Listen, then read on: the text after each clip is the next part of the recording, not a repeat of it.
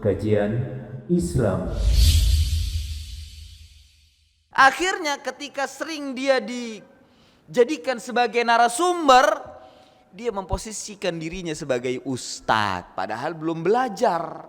Ini juga salah yang seperti ini. Ya, duduk dia di depan dan memposisikan seperti ustadz, padahal dulu sesat. Akhirnya dia menyampaikan ilmu, yang menyampaikan bukan ilmu, disampaikan oleh dia kebodohan. Yang disampaikan kebodohan, kejahilan. Akhirnya banyak juga orang-orang yang membelanya ikut jahil bersamanya. Gagal juga dia menjadi salafis sejati. Seperti itu. Ya. Jadi ketika ada orang hijrah, atau mungkin ikhwan-ikhwan kita, saudara-saudara kita yang hijrah sampai dia ke salaf, jangan posisikan dia sebagai ustadz atau jadi narasumber, jangan. Tapi apa? Posisikan dia seperti anak baru. Ajarkan dengan ilmu yang benar. Ajarkan bagaimana wudhu yang sesuai dengan contoh Rasulullah sallallahu alaihi wasallam. Ajarkan bagaimana salat yang benar. Ajarkan bagaimana cara beragama yang benar dalam kehidupan sehari-hari, ajarkan. Dan dia tidak mengangkat dirinya. Dia duduk di depan syekh, di depan ustadznya untuk belajar. Anak baru. Ya, anak baru. Sehingga dia perlu belajar banyak ilmu. Ya, belajar banyak ilmu agar dia menjadi seorang salafi yang benar. Jadi disebabkan karena dia diberikan kesempatan, orang-orang yang hijrah apalagi dia terkenal, yang nggak tahu apa dalam hatinya, yang memberikan kesempatan itu dalam hatinya ada apa ingin mengangkat kajiannya atau bagaimana, diberikan dia disuruh untuk berbicara. Akhirnya ya itu tadi, menyejajarkan dirinya dengan orang-orang yang lama atau senior-senior kita. Bahkan mungkin dia dai salaf yang sudah banyak makan asam garam dalam dakwah. Ya, ini bukan sikap salafi yang benar. Memberikan kesempatan orang-orang awam, memberikan kesempatan orang-orang bodoh yang baru hijrah. Mestinya orang-orang yang baru hijrah dia duduk di depan atau duduk di majelis, belajar, bawa catatan, mencatat, mengambil ilmu. Atau kalau seandainya tidak, ajarkan kitabnya. Ini kitabnya, berikan kitabnya untuk belajar. Dan yang paling pertama diajarkan kepadanya akidah, tauhid. Kemudian setelah itu bagaimana cara sholat. Akidah tauhid ini ya dalam rangka mengejawantahkan dua kalimat syahadat. Bagaimana memahami dua kalimat syahadat yang benar. Kemudian ajarkan dia sholat. Lalu ibadah-ibadah yang lainnya, puasa, zakat, haji. Ajarkan bagaimana contoh Rasulullah sallallahu alaihi wasallam. Atau di kalangan kita sendiri terjadi ini permasalahan juga. Dia ngaku salaf. Ya, dia ngaku salaf. Akan tetapi dia lebih suka diri menjadi narasumber. Ini yang disebut dengan tasaddur. Ya. Dia ingin mematangkan dirinya sebelum waktunya. Sehingga dia malas untuk menuntut ilmu. Bahkan terkadang ucapan-ucapannya ya ketika didengar oleh orang, oleh ikhwan kita, ya, dan ternyata ucapannya itu menyelisihi, dia membela mati-matian. Ya, dia membela mati-matian. Sama kondisinya seperti ustadz-ustadz yang bukan salaf. Ketika berbicara salah, cari-cari dalil. Ada yang seperti itu. Dinasehati nggak mau. Ini salah, kaidahnya salah, dalilnya seperti ini. Saya juga punya dalil sendiri. Masya Allah. Ngaku salaf tapi seperti itu, tidak mau nasehatin. Ada yang seperti ini, bukan salafis sejati yang seperti itu. Ya, bukan salafi sejati. Dan ini ironis. Dan celakanya ikhwan-ikhwan kita yang juhala mengakui dia sebagai ustadz, dianggap ustadz. Ya. Oleh karena itu ikhwah, perhatikan perkataan Ibnu Sirin rahimahullahu taala. Ma'ruf bagi kita Ibnu Sirin, seorang tabi'in besar. Apa kata beliau? Al-ilmu huwa din. Ilmu itu agama. Fanzuru min aina ta'khuduna dinakum. Lihat dari mana kamu mengambil agamamu. Jangan sembarangan. Seorang salafi, dia tidak tepuk dada. Saya nih ahli ilmu. La. Dan tidak ada satupun ulama mencontohkan demikian. Mereka tepuk dada seperti itu. Membusungkan dada, saya ada salafi. Saya. Kemudian orang-orang ingin mengambil ilmu darinya. La, tidak. Seorang salafi tawadhu. Dan selalu mengucapkan saya salafi insyaallah. Istithna. Ya. Kemudian berdoa semoga Allah senantiasa menjaga saya.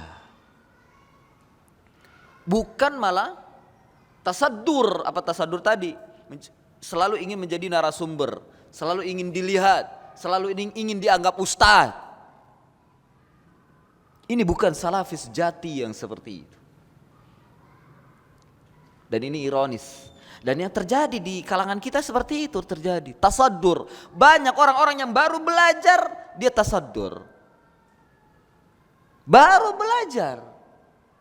Dan itu pun belum sempurna. Kitabnya juga bahasa Indonesia. Tasaddur.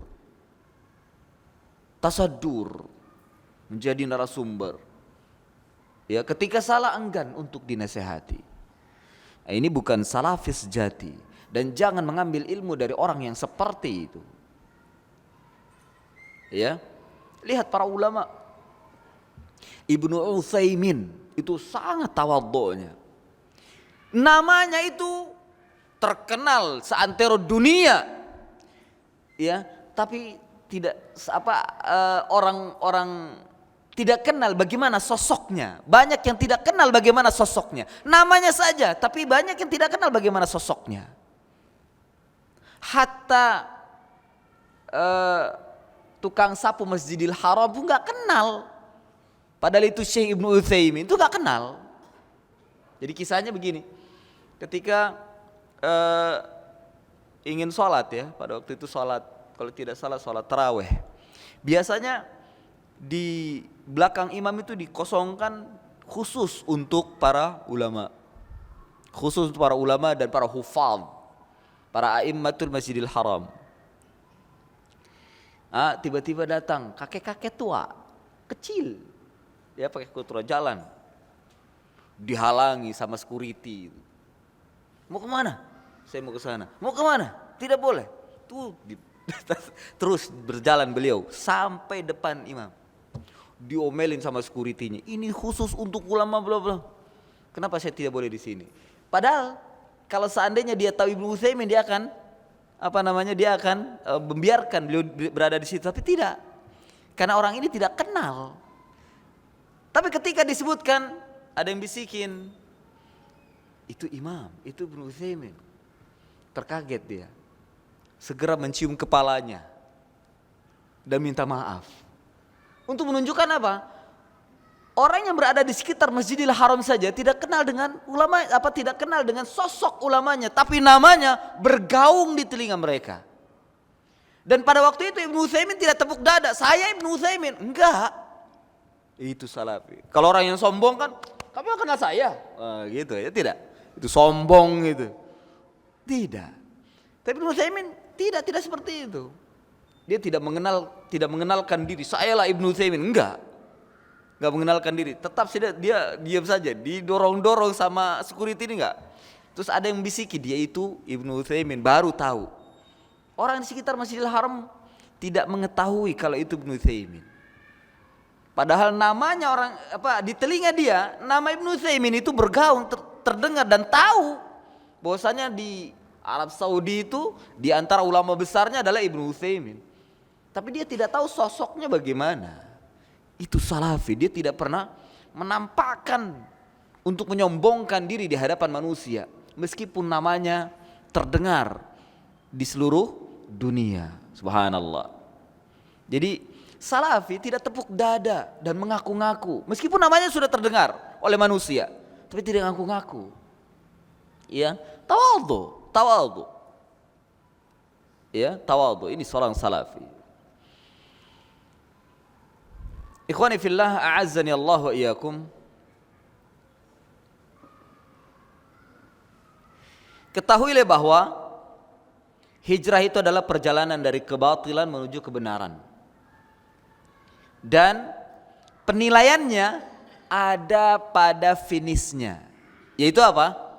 Kematian.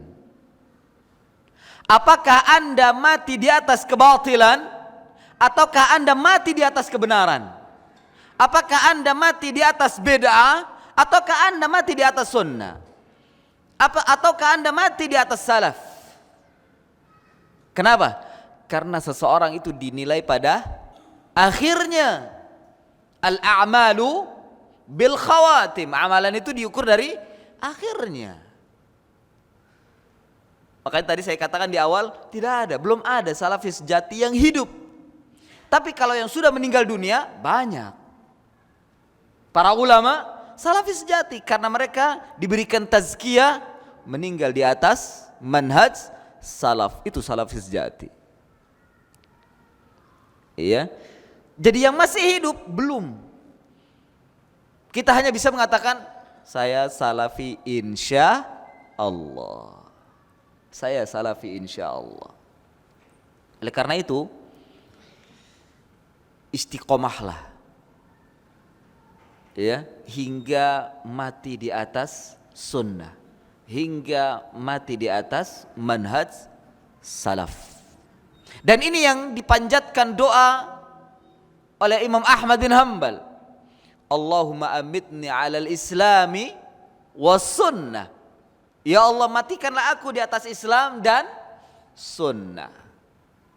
Itu salafi sejati, selalu berdoa kepada Allah Subhanahu wa ta'ala. Ikhwani fillah, a'azzani Allah wa iyyakum.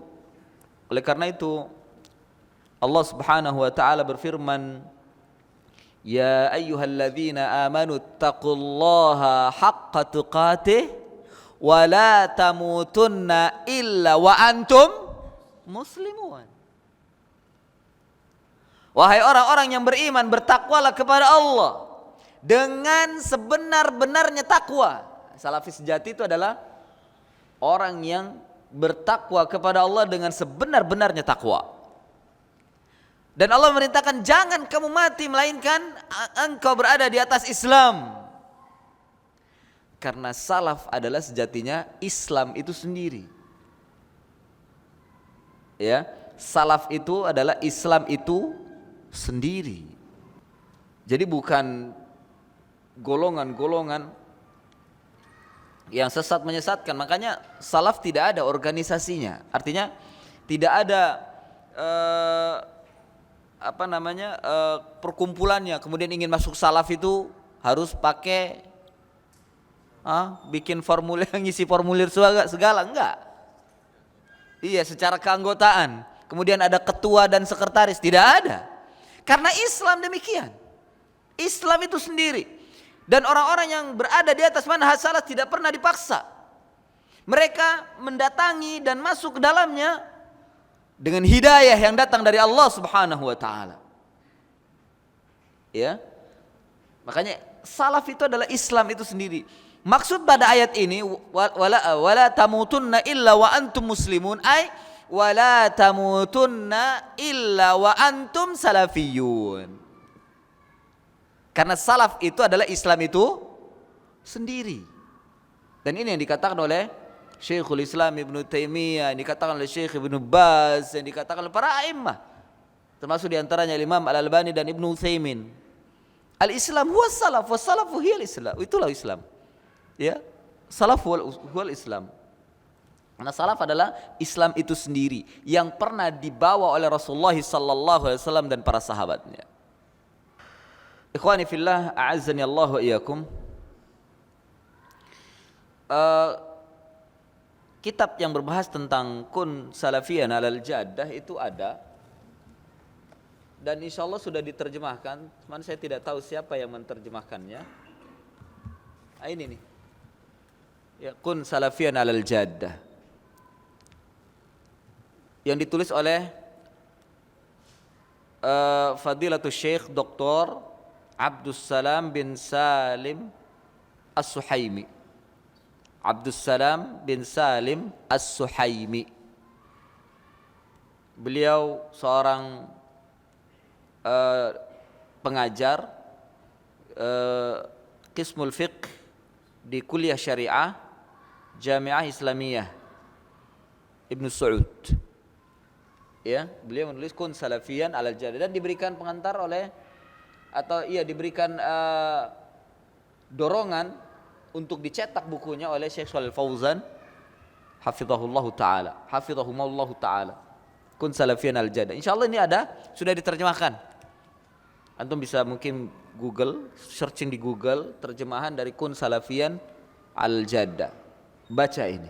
Jadilah seorang salafi yang sejati.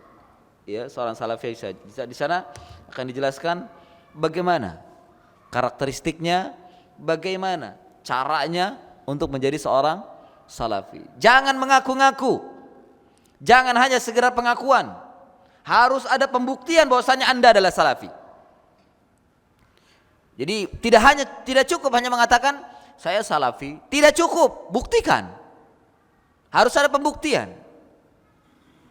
Ya, harus ada pembuktian. Nah, lihat bagaimana kaidah-kaidahnya menjadi seorang salafi. Ikhwani fillah, a'azzani Allah wa iyyakum.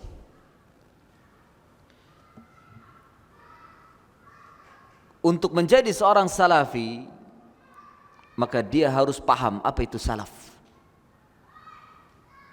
Dia harus paham. Bukan hanya sekedar pengertian lughatan wa istilahan, dia pun paham, memahami dengan baik dan benar. Hakikat salaf itu apa? Secara lughah, salaf itu adalah orang-orang terdahulu. Bahasa Arab ya, diambil dari bahasa Arab, dari huruf sin, lam, fa, salafa. Salafa maknanya maqtada wa manqadha wa madha, apa yang telah berlalu dan pergi. Itu secara bahasa, artinya sudah berlalu. Kalau secara zaman, kalau tadi secara bahasa, secara zaman, salaf zamanan itu artinya al-madiyah, zaman kuno, zaman terdahulu.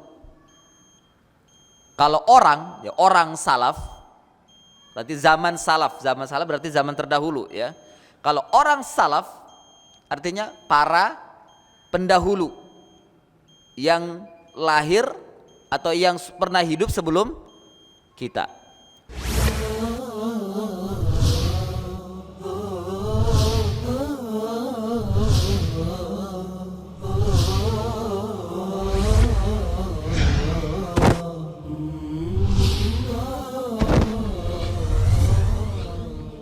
Kajian Islam.